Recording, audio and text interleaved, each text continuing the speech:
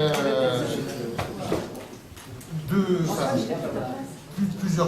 sujets.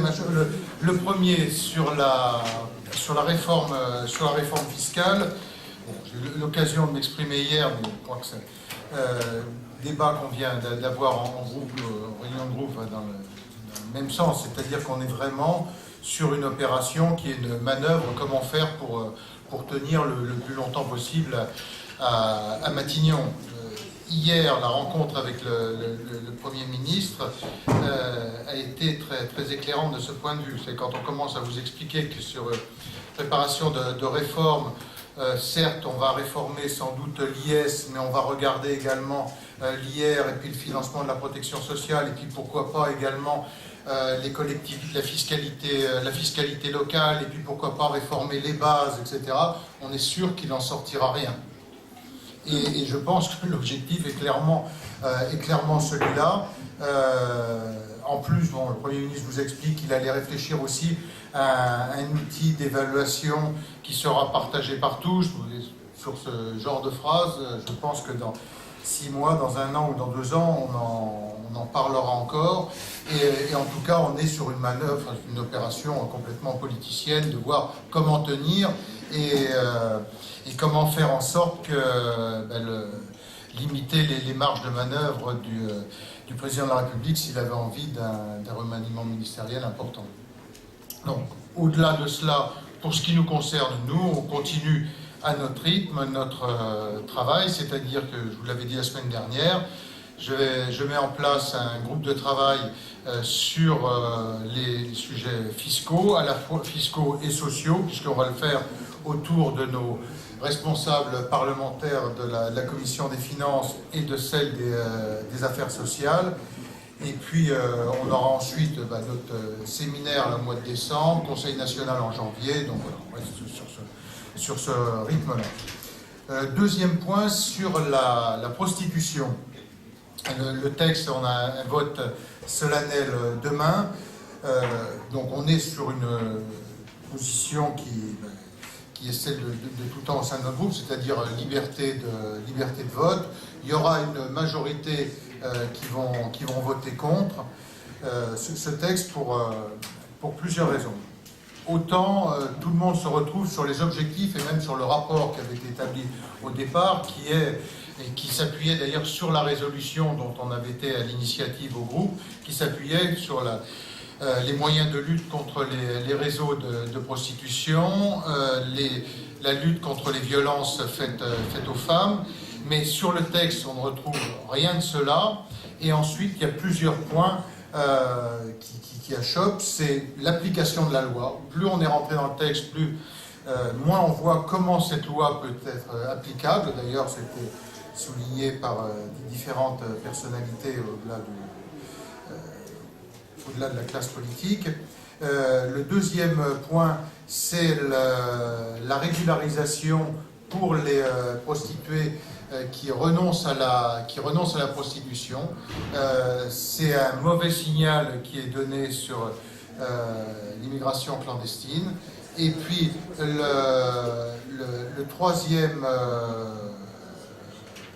point, on avait trois sujets.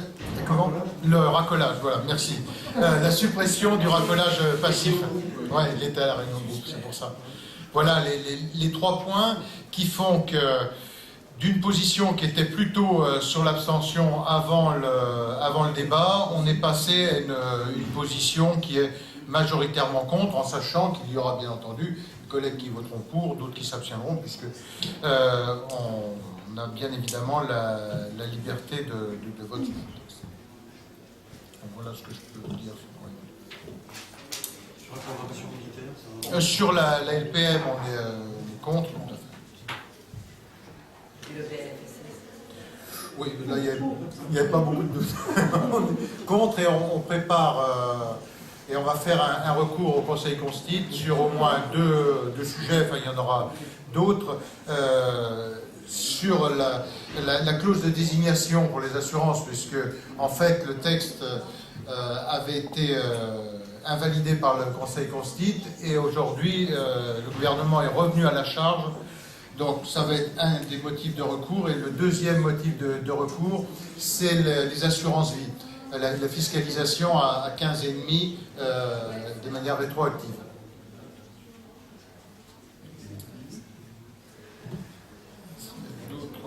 Oui, sur le débat sur la prostitution, d'un autre point de vue, en conférence des présidents ce matin, il y a eu un peu des protestations sur le rythme du débat parlementaire. Oui, alors il y a eu plusieurs choses ce matin en conférence des présidents. Bon, moi je suis intervenu sur le rythme. On a passé toute la session à siéger du lundi au vendredi. Bon, ça n'est pas de bonnes conditions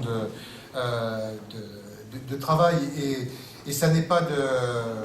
Les parlementaires ont besoin, et c'était souligné d'ailleurs unanimement par pratiquement tous les groupes sauf le groupe PS, mais par tous les autres groupes, c'est qu'on a besoin d'avoir ce contact sur le terrain, de rencontrer un certain nombre de gens, d'associations pour préparer les positions qu'on a à défendre dans les textes. Et donc siéger du lundi au vendredi, ça n'a pas de sens et ça crée d'ailleurs des incidents de séance à répétition. Et puis bon, l'autre point qui a fait l'unanimité de tous les groupes, y compris de représentants du groupe SRC, c'est l'attitude de Madame Belkacem, qui a été considérée comme inadmissible dans l'hémicycle, c'est-à-dire en s'en prenant aux parlementaires de tous les bancs, en disant que ceux qui étaient absents de ce débat avec du mépris pour les femmes qui subissaient les violences, enfin des propos qui ont été condamnés très, très fermement par tous les groupes, je vous dis y compris des représentants du groupe SRC. Une attitude complètement déplacée à l'occasion de ce débat. Du dimanche. Sur le travail du dimanche, je dirais M. Hérault est fidèle à lui-même, c'est M. non-réforme.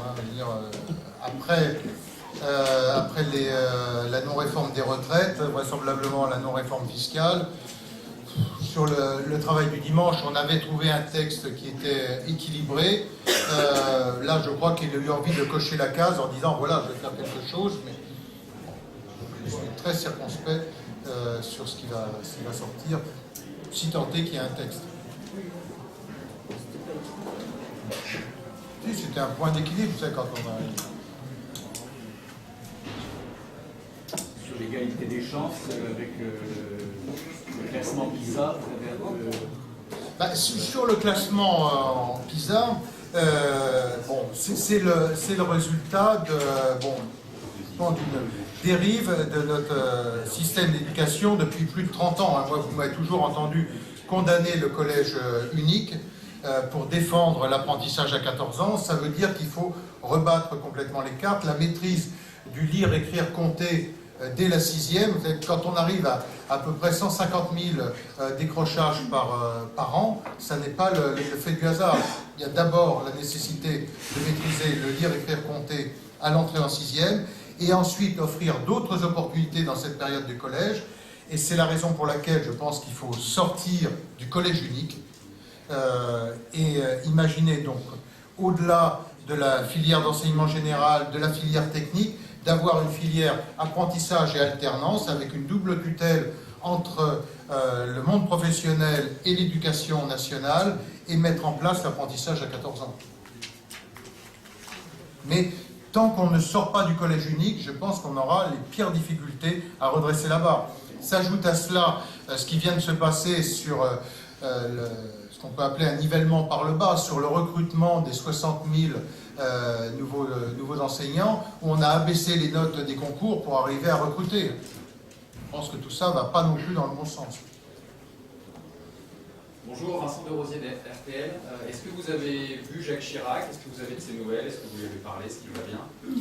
Je l'ai vu vendredi soir à l'occasion de son anniversaire. Oui, il allait bien. C'était avant son intervention. J'ai vu ensuite, j'ai des informations qui ont paru dans la presse et communiqués qui étaient faits par sa famille. Donc, il s'est bien remis de de son opération, mais bon, c'est ce que j'ai lu dans la dépêche, je n'ai pas d'autres informations.